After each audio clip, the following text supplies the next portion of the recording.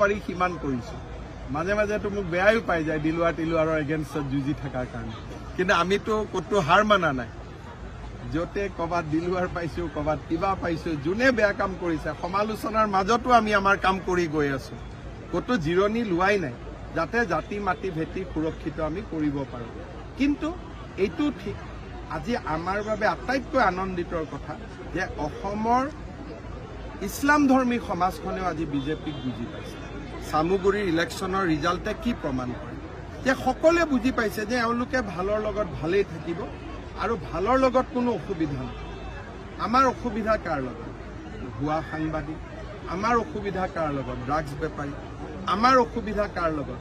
কোনোবাই মাটি দখল কৰে, কোনোবাই আমাৰ ছোৱালীক লাভ জেহাদ কৰে, তেতিয়াহে আমাৰ অসুবিধা। নহ'লেতো চবেই অৰুণোদয়, চবেই মহিলা উদ্যমিতা, চবেই নিযুত মইনা।